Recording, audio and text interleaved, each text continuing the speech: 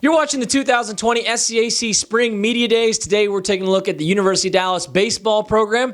The Crusaders are coming off an 18-21 season a year ago, the most wins since joining the SCAC. Also put forth a 5-13 record in conference play. The Crusaders will once again be led by head coach Erik Grafton, along with senior third baseman Nathan Patton. Coach Nate, thanks so much for joining us today. Thanks for having us, Russell. Absolutely, thanks for having us. Coach, heading into your second season as the manager of this Dallas baseball program, what did you learn from your inaugural season a year ago that will benefit you going into year two, and how excited are you to get back to work with these guys and the challenge of a new season? We're very excited. What I learned last year, first year being a head coach, just the normal things, managing a whole program, everything that comes with doing that comes with off the field. There's so much more that goes into running a program than just on the field and the baseball things. That really becomes the easy part of the job. Just experience with doing all the off the field things, transitioning, getting our plan in place, and just having a year under my belt has allowed things to run smoother this year, us to be a little bit more ahead of schedule like we would prefer. The excitement for this year is sky high. We really like the direction of our program.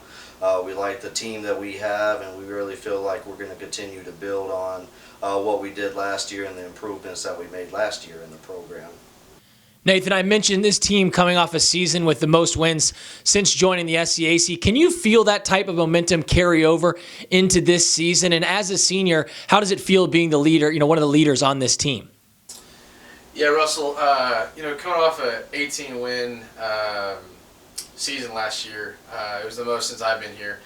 And it was good to carry. It's going to be good and important to carry over that momentum into our new season because we just want to continue to get better and better each year. So obviously, we're going to try to get most wins as possible this season. And as far as being a leader on this team and senior, it's kind of like our last ride. My last ride, and I can't really speak for other seniors, but I know that we really want to do well for this, for the rest of the guys on the team, and then just bring some hardware home to UD this year. As a coach, what's the best part about not only knowing what to expect, but also, Coach, having your athletes know what you expect of them? Is you sort of talked about it a little bit, but just sort of having that experience, does that allow you to feel like you're kind of ahead of schedule and allowing sort of preseason to go at a much quicker rate, sort of having established that culture a season ago? Absolutely, absolutely. You touched on it with the culture. I think that's one of the most important things, that our players know what to expect. Our culture is very important to us on a daily basis. I feel like it's as important, if not more important, than some of the baseball things that we do. And just having a year under our belt and our players being in that and understanding the expectations and the standards is huge to our success. Being ahead of schedule, absolutely. Not only did I come in last year and take over a program and just hit the ground running, I had a baby in November, and my head was just spinning year-round. So being able to have a year under our belt and be able to plan ahead and be able to do some things ahead of schedule has benefited our program as well. Nate, you're coming off an all-SCAC second-team performance season a year ago after leading your team in RBI with 34. You were second on the team in terms of batting average, hitting at a .330 clip. You also had 34 hits, 21 runs, and 3 home runs. What have you worked on in the offseason to get prepared and kind of put yourself in as good a position as you possibly can be going into your senior year? And when things are locked in, when you're comfortable at the plate, what's working well for you? Oh, man, it's I'd kind of like relate this back to my sophomore year when I finished the year on 450, and just kind of taking everything back to what really felt comfortable for me back then, because obviously it seemed to work pretty well for me. For me, I'm just trying to stay calm and confident and just know my approach at the plate and all that good stuff. And for me to, as a senior, to be prepared for this upcoming season, I'm just trying to make less room for error. No error, no mistakes, because those mistakes are going to come back and haunt you during each game and through the season. So yeah. Coach, you're coming off your first full year of recruiting, and you've brought in a nice class, 8 freshmen in all. What about this group kind of gives you confidence and excitement, with these freshmen? And what do you kind of expect from first years in your program? What do you want to see from them early that gives you confidence that they can, make an impact with this team during the year? Yeah, we brought in a decent class. We brought in 12 guys in total, 3 transfers, and then actually 9 freshmen that came in. And we expect a handful of those guys to be able to play and contribute early on. Obviously, going through the recruiting process, we had an idea of what we were getting, but being able to work with them in the fall and go through our practice period, it was a pleasant surprise because a lot of them were further along and closer to being able to contribute than what we had even expected coming in. So we are going to have some young guys out there. We're going to have some new guys in this recruiting class that's going to be on the field and be able to contribute for us. We're going to have a couple guys on the pitching staff, behind the plate, in the outfield, in the infield as well too. So we were happy with the recruiting class that we brought in, and especially coming in a little bit later into the process, being able to put together a decent class with some decent numbers and having some guys that do have a chance to contribute and be successful for us early on. Nate, defensively last year, this team produced the 4th best fielding percentage in the SCAC at a .954 fielding percentage. As a key member, on that corner infield spot, what is key to sort of continuing that trend? And how much does that, positive defensive effort, how much can that help your pitching staff in terms of giving them confidence, knowing they have such a strong group behind them? Yeah, absolutely. I would definitely agree with you that it gives our pitchers confidence that, if they make quality pitches and get ground balls, fly balls, they're going to turn into outs, It's really important for the pitchers to know that, we're going to go to bat for them, defensively. We're going to go all out, making plays, making good plays to help them defensively. And obviously, we want to be top tier in the conference in every category possible.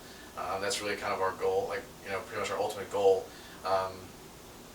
for this team in this season, for batting average, on-base percentage, slugging percentage. Defensively, fielding percentage is just extremely important to us. We take accountability for it, but at the same time, if someone makes a mistake, move on from it. That's the importance of that, to just go out there and make the next play. So absolutely. Coach, as you look at this lineup and it starts to take shape, where do you see some of the real strengths being in this lineup? And then, once you get on base, a season ago, 89 stolen bases as a team, that was second most in the SCAC. Will you look to kind of continue that aggressive, trend and mindset on the base pass going into this year?